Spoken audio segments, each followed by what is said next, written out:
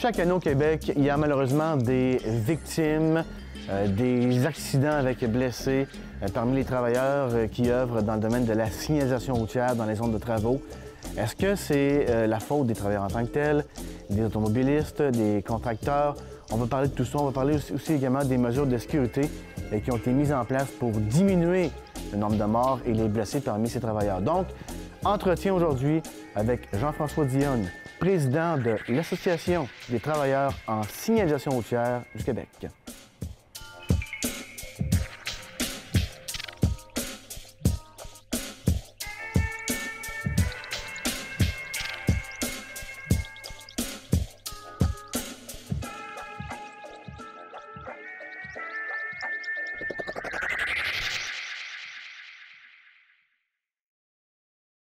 Jean-François Dionne, bonjour. Merci d'avoir accepté l'invitation à Magabdo. On va expliquer un peu c'est quoi votre métier un petit peu en tant que signaleur routier. Qu'est-ce que vous faites? Bien, nous, les signaleurs routiers, on est là pour gérer la circulation pendant les zones de travaux. On fait que la circulation soit plus fluide pendant les travaux. On s'occupe aussi pour la sécurité des travailleurs et les automobilistes ou les usagers de la route. Vous installez des combles, les enlevez? Non, nous, c'est ça. On a dans l'industrie de la signalisation, on a les signaleurs, on a les monteurs de chantier. C'est deux métiers dans le même corps de métier, mais sauf que c'est deux travails différents. Ça fait combien de temps que vous faites ça, ce métier-là? Moi, j'ai commencé en 1999 jusqu'en 2004, puis de 2008 à aujourd'hui. Et en 2010... a vu le jour l'Association des travailleurs en signalisation routière, c'est ça? Bien, l'association est née en 2011. Mais en 2010, moi, j'ai commencé à faire mes démarches. L'idée est venue? Oui, c'est ça. En 2010, l'idée est venue suite au décès de Cindy Charbonneau. C'est là que l'idée est venue de monter une association. Ça nous a pris une couple de mois, puis en 2011, on s'est réunis plusieurs personnes. On a décidé de monter une association. Cindy Charbonneau, c'était une signaleuse. Oui, c'est ça. Elle a été happée mortellement à la Prairie, c'est ça? Oui, c'est ça. Il y a 3 ans? Il y a 3 ans. Ce vendredi, on fêtait le 3e anniversaire du décès de Cindy Charbonneau. Et d'ailleurs, vous avez été à la Prairie, donc c'est ça, en fin de semaine passée? Oui, on a été la fin de semaine passée rendre hommage à Cindy Charbonneau. On était une vingtaine de signaleurs. On a fait un petit cortège qui partait de la Tachereau et le chemin Saint-Jean jusqu'à la Croix. Et on a fait un envolé de ballon, puis on a rendu une minute de silence à Cindy Charbonneau. Je remercie tous les automobilistes qui ont passé, qui nous ont klaxonné ou ils ont même ralenti quand ils nous ont vus avec nos gyrophares. Je les remercie beaucoup. Dans son cas, qu'est-ce qui est arrivé malheureusement cette journée-là?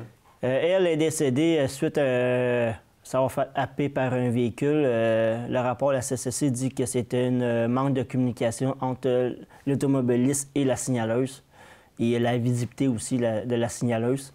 Et après ça, nous, quand on a su le rapport de la CCST, on a commencé à faire les démarches avec le ministère des Transports pour changer l'équipement de protection du signaleur. Ça a changé? Oui. En 2011, on a testé le casque fluo. On a testé, en 2012, on a testé l'uniforme que nous avons. Ça, c'est un pantalon que le signaleur qu'on a testé. Le signaleur va être en haut, en bas, très visible. Le manteau, il a la même couleur. Comparément à ce que nous portons présentement, une veste de signaleur qui est juste une veste avec. Oui, c'est ça. Présentement, juste le haut. Oui, nous, présentement, on utilise cette veste-là avec le casque orange. Fait qu'en noirceur, on n'est pas très visible. Avec la nouvelle uniforme qu'on a testée, comme vous pouvez voir, c'est un manteau avec des bandes florissantes dessus. On est visible de la tête aux pieds à une distance en noirceur d'environ de 300 mètres. Avec la veste que je vous ai présentée avant, c'était environ de 100 mètres, la visibilité en noirceur. Fait qu'on a comme triplé la visibilité du signaleur, puis en plus, il est visible d'en haut en bas. Et cette année, on a testé, on est en train de tester à Beauharnois cette année la nouvelle baguette de signaleur. Il y a beaucoup de personnes qui vont penser que c'est la même chose, mais qu'est-ce qui a changé, c'est qu'il y a une lumière à l'intérieur alentour. C'est voyant, là. Très voyant, très voyant. Si la personne ne le voit pas, c'est parce qu'elle a un problème. Il faudrait qu'elle aille passer un examen de la vue parce que, comme on peut voir, là, c'est très, très voyant. On est en train de tester cette baguette de signaleur. Dans le tunnel, c'est ça? Dans le tunnel à Melogeville. Ouais. Parce que la seule outil qu'on a présentement, les signaleurs de nuit, c'est une petite baguette comme ça. Mais sauf qu'avec le panneau, là, ça va être un petit peu plus voyant. Là. Mais qui décide de mettre tout ça en place, en test, puis faire accepter l'uniforme, les pancartes? À qui vous devez vous référer pour instaurer ça, tout ça? Comment ça fonctionne, c'est que le ministère des Transports à Québec, Michel Masse, l'ingénieur en chef, lui, il va voir ailleurs qu'est-ce qui se fait, puis il fait des offres, il envoie des soumissions à des compagnies en signation au Québec qui fabriquent l'assignation pour trouver des nouveaux prototypes. Présentement, c'est un prototype qu'on essaie. L'uniforme, c'en était un. Le casque, c'en était un.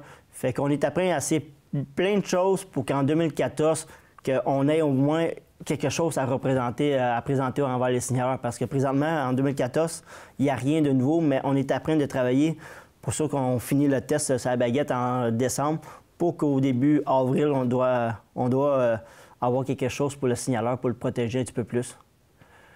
On espère que le test va être positif ou sinon, ça va nous donner les quelques mois d'hiver pour faire les corrections dessus. Ben, parce que l'hiver, c'est un peu plus tranquille pour vous autres, j'imagine. Oui, puis c'est le meilleur moment qu'on a, l'association, à rencontrer la CSSC et le ministère des Transports dans ce temps-là. On échange nos idées, on rencontre le ministre. Mais je voulais remercier aussi le ministre Pierre Moreau, votre député de votre coin. C'est lui qui nous a permis à l'association d'avoir des contacts au ministère des Transports, puis avoir la chance de rencontrer un ministre. Puis après ça, avec Sylvain Gaudreau, le ministre des Transports, lui, il a comme fait le suivi du dossier. C'est sûr qu'on a eu la misère à le rencontrer au début, mais présentement, on a des contacts avec lui. Il est en train de mettre des choses en pratique pour les municipalités. Je ne peux pas l'annoncer trop vite, mais il est en train de convaincre les municipalités à faire plus pour la protection des travailleurs. Pour rien annoncer ici? Bien, qu'est-ce que je peux annoncer, c'est qu'il va, dès le 2014, il est supposé avoir un registre des accidents qui va avoir lieu ces zones de chantier. Comme ça, on va savoir s'il y a un taux ou c'est quoi, ça arrive-tu le matin, ça arrive-tu le soir. Okay, ouais. On va pouvoir savoir dans quel environnement arrivent les accidents, combien de blessés, c'est qui a été blessé. Et le ministre des municipalités, Sylvain Gaudreau, qui est ministre des Transports du Québec, il est supposé aussi de faire une rencontre avec les municipalités au début de 2014 pour leur demander qu'ils investissent un petit peu plus dans la sécurité des travailleurs qui travaillent comme nous autres et aussi former mieux les employés de la ville, les policiers ou les ingénieurs de la ville pour qu'ils soient plus conscients de notre danger parce que c'est bien beau être dans un livre parce que l'assignation, nous autres, on appelle ça notre Bible. C'est le tome 5. Ça, c'est le livre que le ministère du Transport et les villes utilisent pour faire les planches de signalisation. C'est un livre qui contient pas loin de 300 pages à peu près. Tu as plusieurs modèles de planches de signalisation. Puis nous, quand on monte un chantier, pour les monteurs de chantier, il faut se fier à ce livre-là. Ouais. Mais il y a beaucoup d'ingénieurs de ville qui ne connaissent pas le tome 5. Il y a beaucoup de policiers qui ne connaissent pas le tome 5. Fait qu'ils ont la misère à faire respecter la norme de l'assignation pour pouvoir donner des amendes ou faire corriger un chantier pour les policiers. Il faut qu'ils suivent un cours comme nous, la STC 101. Ça, c'est donné seulement par le ministère des Transports. Pour les policiers, là, il faut qu'ils aillent à Québec. Nous avons présentement à la ville de Longueuil que 20 policiers formés et la police de Montréal qui en a pas loin d'une quarantaine de policiers formés pour s'occuper rien que la signalisation. Là. C'est sûr qu'en 2014, l'association veut travailler avec les municipalités pour que les municipalités aillent former leurs policiers pour que quand ils passent un chantier, s'ils voient que le chantier n'est pas correct, ils peuvent le faire corriger sur le moment même. Là. C'est parce que si la signalisation n'est pas bien faite, ça peut amener une congestion ou même un accident. Fait que si on est capable d'éviter une congestion ou un accident, ça va valoir la peine que les policiers soient mieux formés dans les municipalités. Mais normalement, les policiers devraient avoir suivi le cours? Non. Non. Les ingénieurs aussi, non plus? L'ingénieur, lui, il y a une base. Okay. Il y a une base. Mais les policiers, là, à Nicolas... Mais là, ça va être appliqué à tout le monde, uniformisé, c'est ça? Bien, c'est les villes vont avoir le... C'est ce qui s'en vient? Les villes, il n'y aura pas vraiment le choix de former mieux le personnel pour connaître le tombe 5 puis la sécurité des travailleurs. OK. Parce que c'est qui paye pour les accidents? C'est toute la population qui paye quand il y a un accident. Là. Surtout quand il y a un décès ou un signaleur qui est frappé, il est à quelques semaines ou quelques mois sur la CSSC. C'est tout le monde qui est atteint à ça. Là. Cindy Chabonneau, je ne suis pas sûr que ses 4 enfants ils sont contents de voir qu'ils n'ont plus de mère après 3 ans quand même. Là. En 2012, on a un signaleur qui est décédé à Québec. Puis j'ai des contacts par Facebook avec sa conjointe. Puis son petit-fils, ce couple-là, il y avait des jumeaux. Puis un des jumeaux, il n'arrête pas de demander à sa mère tous les dimanches, « Maman, tu peux appeler le patron à papa demain pour qu'il puisse le réparer? Je m'ennuie de papa. » C'est effrayant. C'est effrayant. Ils ont 4 ans, 5 ans, ces enfants-là. Là. Ils en ont pour... Tu sais, ils en ont encore pour... Nous, les parents, on sait qu'on va mourir un jour, mais quand tu as des enfants jeunes, là, ça tue la famille au complet. Moi, quand la madame m'écrit ou je parle au téléphone, je broye parce que je comprends la tristesse qu'elle vit, là. Mais est-ce que c'est tout le temps de la faute des automobilistes? Parce que il y a eu combien de morts, disons, au cours des 5-6 dernières années? Tu as sûrement des statistiques là-dessus? Oui, bon. On a... 1, 2, 3, 4, 5, 6, ici, présentement, on a Pierre Labelle, qui est décédé le 19 octobre en 2010. Cindy Chabonneau, qui est décédé le 1er novembre 2010. On a Pierre Lapointe, qui est décédé en Moss en 2011. Puis on a Frédéric Huot, celui qui avait des jumeaux, qui est décédé en 2012. Fait que présentement, on a un signaleur par année qui décède. Il y en a combien qui se blessent? On le sait pas, parce que la CCC nous met... ça dépend avec qui on parle avec la CCC. Des fois, ils nous mettent dans les agents de sécurité, parce que vu qu'on est sur un décret d'agent de sécurité, puis si on en parle avec certaines d'autres personnes, ils vont nous mettre dans le domaine de la construction. Fait que pour ça, avec le nouveau registre que le ministère des Transports veut faire avec le ministre des Municipalités, Sylvain Gaudreau, on va pouvoir savoir la tendance. C'est-tu en hausse, c'est-tu en bas? Ça va être clair. C'est vraiment... Mais là, ils sont en train de checker avec la CSSC et la Sûreté du Québec pour qu'il y ait un rapport d'accident. Il y a tout. Les policiers, il faut qu'ils cochent, mais il faut savoir quel qui enlève, quel qui rajoute, comment ils peuvent formuler la phrase pour que ça soit clair. Donc, dans ces morts-là, est-ce que vous avez lu les rapports? Puis est-ce que dans la plupart des cas, est-ce que les automobilistes sont pointés du doigt? C'est ça que je veux savoir. Cindy, comme je vous dis au début, c'était Pas vraiment. Une confusion entre la signaleuse et l'automobiliste. Pierre, lui, malheureusement, la belle, il s'est pitché dans le fossé, mais la femme l'a frappé, puis elle continue. Elle a été accusée au criminel pour délit de fuite. Ça aurait pu être évité parce qu'elle a dépassé tout le monde à la gauche. Parce que lui, il faisait arrêter ses véhicules à droite. Elle a dépassé tout le monde par la gauche. Puis lui, il a voulu la stopper, mais quand il a vu que la madame ne stoppait pas dans votre gauche, il s'est pitché en 2 chars, puis il s'est fait coincer. C'est là qu'il s'est fait coincer. Okay. Monsieur Lapointe, c'est... les panneaux étaient mal installés sur le chantier. Très mal installés. C'était une personne âgée qui conduisait. Il se trouvait au milieu de la voie, quand il n'était pas supposé se trouver au milieu de la voie. Fait que le signaleur s'est mis en position danger et l'entrepreneur n'a pas respecté la planche de signalisation. Fait que lui, il avait commencé les travaux le matin, mais il n'avait jamais avancé les panneaux pendant la journée. Les panneaux qui avertissaient qu'il y avait un signaleur étaient à 1,5 km. D'habitude, ces panneaux-là, il faut qu'ils soient à peu près à 100 mètres du signaleur. Fait que, tu vois, la journée a avancé, mais personne n'a pensé d'avancer les panneaux. Puis qu'est-ce qui est triste avec lui, c'est que ces 2 frères qui travaillaient pour la même compagnie, son frère il faisait la patrouille de retenue, il ramenait le trafic d'un côté à l'autre. Puis c'est un camionneur qui a dit « Hey, ton frère, il vient de se faire frapper. » Il s'est dépêché pour se rendre sur le lieu, puis son frère il est décédé dans ses bras. Il a eu le temps de dire à son frère « Je t'aime, oublie-moi pas. » Puis Frédéric Huot, lui, il avait vu que le patriote du chantier il avait oublié d'enlever un panneau. Il a décidé de traverser un boulevard en courant. Le rapport de la CCC a dit même un coureur olympique n'aurait pas réussi à éviter se faire frapper. Lui, il aurait fallu qu'il débarque, qu'il prenne son véhicule, qu'il fasse le tour du chantier puis qu'il ait enlevé le panneau en fonction. Lui, dans son idée, lui, c'était plus simple de partir à courir puis aller masquer le panneau, le mettre en fonction. Mais ça lui a coûté la vie. Qui est responsable? L'entrepreneur ou aussi le travailleur parce qu'il a coûté. On ne part pas à courir sur un boulevard à 4 voies. Tu as une chance sur 4 de te faire frapper. Non, c'est sûr. Fait que, malheureusement, même la CCC a dit qu'un personne aux Jeux olympiques. Là, avec même le meilleur coureur, il n'aurait pas pu l'éviter. Donc, dans la plupart des cas, ces morts-là auraient pu être évités. Oui. Ou dans tous les cas? Dans tous les cas, ça aurait pu être évité, mais des fois, c'est la faute à l'employé, l'employeur ou sinon l'automobiliste. Mais c'est comme on voit dans les annonces à la CCC, on est tous responsables de sa sécurité.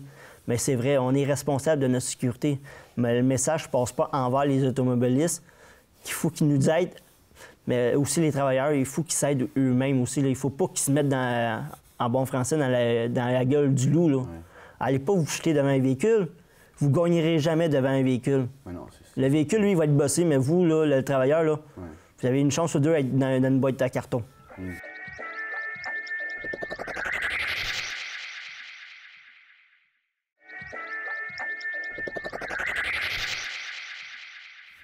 On parlait du côté automobiliste parce que je suis sûr que la plupart des gens qui nous écoutent sont automobilistes, ne sont pas entrepreneurs. Mais justement, OK, dans les zones de chantier, les amendes sont maintenant doublées, OK? Et on le voit, je le vois dans les zones de chantier, là. Moi, je respecte les limites parce que votre cause me tient à cœur, OK? Puis pour la sécurité de tout le monde. La mienne, celle des travailleurs. Mais je le vois dans les zones de chantier, là. Ça me dépasse à 100, 120 km/h, il n'y a pas de problème. Les amendes sont doublées. Ça, c'est un autre de votre bataille, ça, la limite dans les chantiers routiers. Oui, nous, avec Sam Hamad, on avait achalé un petit peu Sam Hamad pour qu'il puisse monter les infractions selon le code routier sur les chantiers parce que ça roulait trop vite. C'était une mesure temporaire pour nous faire taire un petit peu aussi par le ministère des Transports. Il disait on va lui donner un bonbon, là, la loi 71. Mais sauf dans la loi 71, là, ils ont oublié que c'est bien beau faire une loi 71, mais ça prend plus de présence policière sur les chantiers, ça prend plus de photoradars. Mais là, ils viennent de réaliser là, cette année, là, ils ont lancé une soumission. Il va y avoir 18 photoradars qui rentrent dans les prochaines semaines à la Sûreté du Québec. Mobiles? Des mobiles. Ouais. Il y en a qui ça va être on appelle mobile, puis il y en a qui vont être fixes, mais les fixes, ça va être des remorques. Ils vont pouvoir rester fixes pendant quelques jours. Ceux qu'on appelle les mobiles qu'on a, comme les camionnettes, le policier s'en va le matin, il faut qu'ils reviennent au poste, mais on va avoir des remorques qui vont être spécialisées en photoradar. Fait que là, ils vont pouvoir pogner sur une longue période. L'année passée, en 3 mois, la Sûreté du Québec avait donné au Québec 8147 tickets en 3 mois. Cette année, pendant l'opération Orange qui a eu lieu cette année, à Vaudreuil, j'avais été avec un policier. Lui, il avait commencé à faire du radar à 9 h, puis nous, quand je passais avec un autre policier, il était midi, il y avait eu 65 flashs sur l'appareil. Oui. C'est à Vaudreuil. Mais pourtant, c'est indiqué. Les panneaux de vitesse, le fameux Kodak, je ne sais pas si tu l'as en tout cas en image, mais bref. Oui, on a la camionnette ici, là. Ça, c'en est un. Oui, ça, c'en est un photoradar. On va le voir comme il faut à l'écran. Mais ça a des antennes, ça a des caméras, bon. Oui, c'est ça. C'est ça que ça a l'air.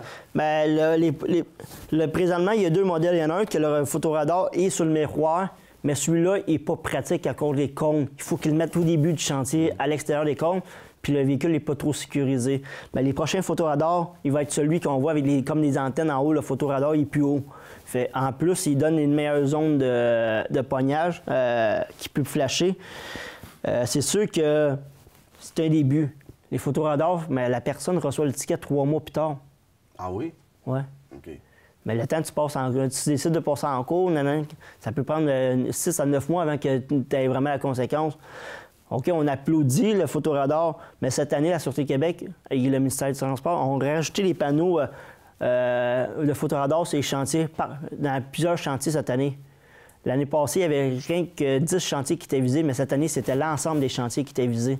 Ça, c'est fun parce que le monde, ils ont vu une pancarte, il y avait le choix. Ils ralentissaient ou ils continuaient, mais il y avait une chance sur 2 de se faire pogner. Puis il y en a bien qui sont fait pogner. J'ai bien l'impression qu'il y a des gens qui prennent la chance. Oui, il y a beaucoup de monde. Mais le monde ne sont pas... Je le répète, je le vois, je veux dire, je me fais par moment, excusez-moi, mais flasher les lumières, comme quoi je roule pas assez vite. La limite est de 80 dans les chantiers. Je rentre dedans à 80, puis je me fais coller. Tu sais, un excès de... Comment ça? Que je comprends pas. Tu sais, un excès de vitesse dans une zone de 70, là, c'est...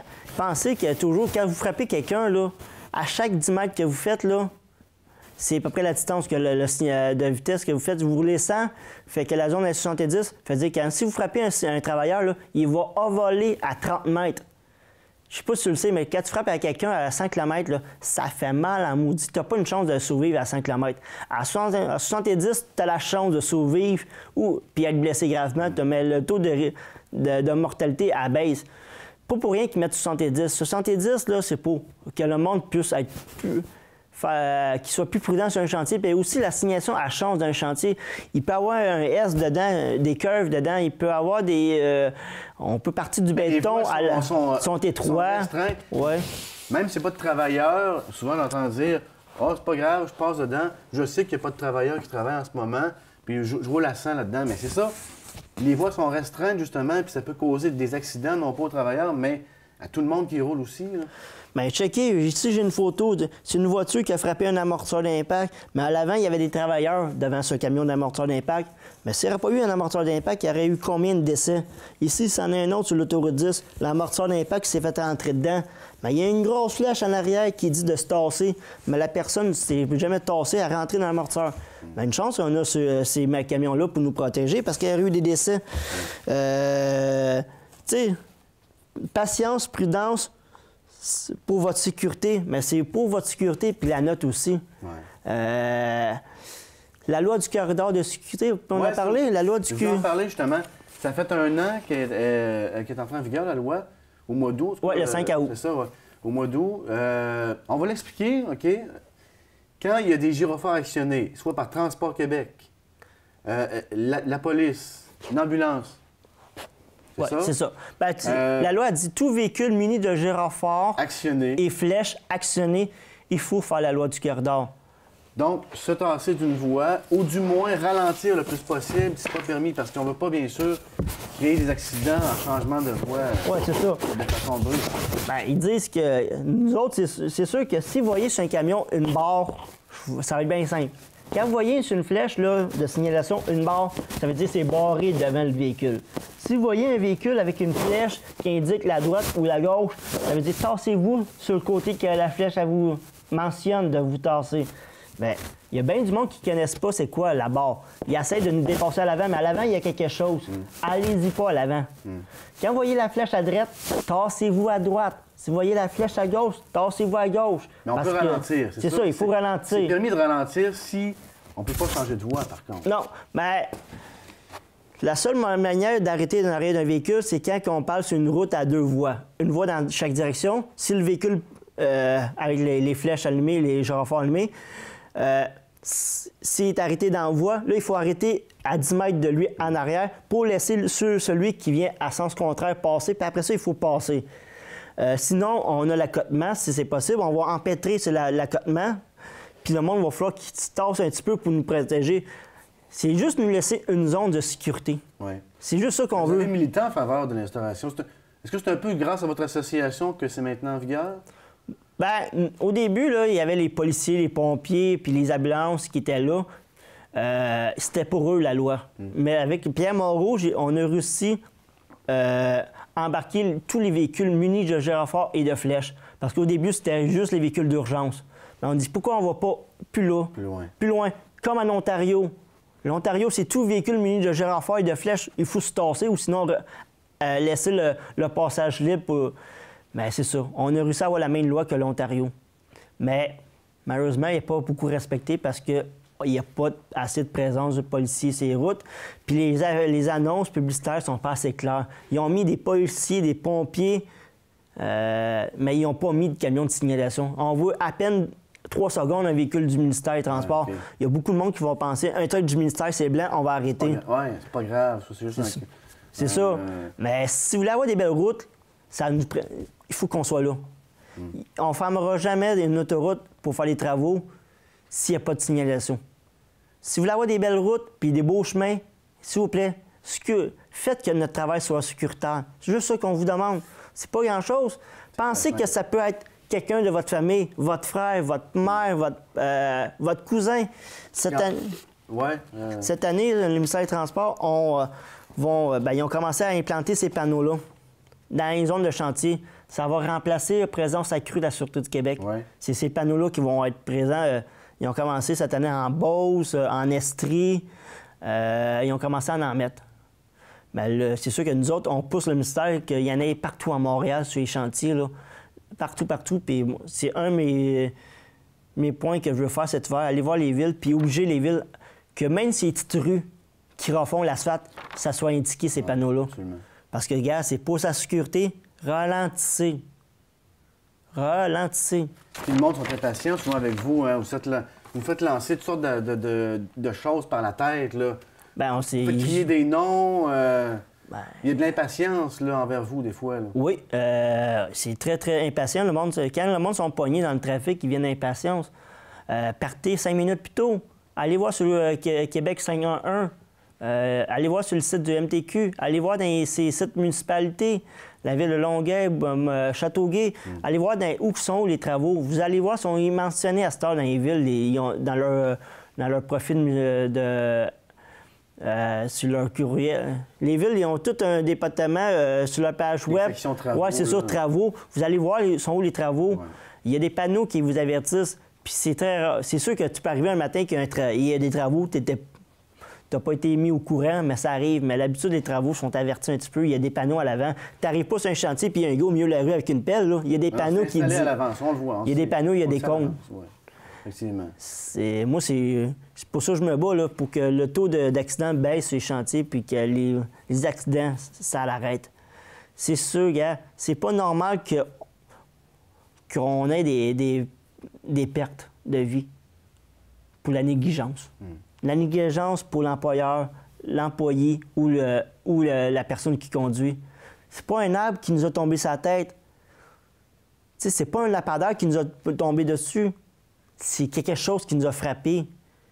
Il faut mettre la responsabilité à tout le monde, puis que tout le monde, quand il voit c'est orange, on fait plus attention. Puis c'est plate de le dire, mais... On redouble de prudence. Oui, c'est ça. On redouble de prudence quand c'est orange. Puis écoutez, 730 AM, ils sont en direct plusieurs heures par jour. C'est la meilleure façon de savoir s'il y a une circulation. Les postes de radio, RIM FM 98.5, c'est quoi? Toutes les postes de radio, ils ont des chroniqueurs de circulation. Allez voir, écoutez ces émissions-là. Les outils sont là. Donc le web, la radio, tout ça. Donc évitez un peu de frustration en sachant d'avance sont où les travaux et les bouchons. Bien, ça, c'est Puis c'est sûr que vous arrêtez, si vous avez une pomme à l'intérieur d'un véhicule, lancez pas le signaleur. Offrez-les au signaleur. Si vous avez du café, au lieu de le pitcher au signaleur, donnez-y. Dès que vous n'avez pas bu dedans, là, mais si vous avez une bouteille d'eau, lancez pas au signaleur. Donnez-y. Arrêtez de pitcher n'importe quoi, des poutines, des beignes ou des bouteilles de bière sur les travailleurs. On est là pour la sécurité des travailleurs et pour vous. Puis pendant la nuit, là, les travaux de fermeture, c'est important. Il y a beaucoup d'accidents la nuit. Les fermetures de route, là, c'est à partir de 7h30 le soir jusqu'à minuit. Les fins de semaine, c'est un petit peu plus tard. On laisse le monde circuler plus longtemps. Mais, s'il vous plaît, quand vous voyez des gars qui installent les cônes, là, se faire arracher un casque à 100 km/h par un 53 pieds, ça fait mal à maudit. Se faire frôler à 100 km/h pendant que tu installes ton cône, t'es pas gros dans tes bobettes. S'il vous plaît, quand vous voyez des véhicules de signalisation, ralentissez et changez de voie si c'est possible. Juste ralentir, là, ça va sauver bien des choses. C'est clair, le message est passé. Jean-François Dionne, merci bien. Merci.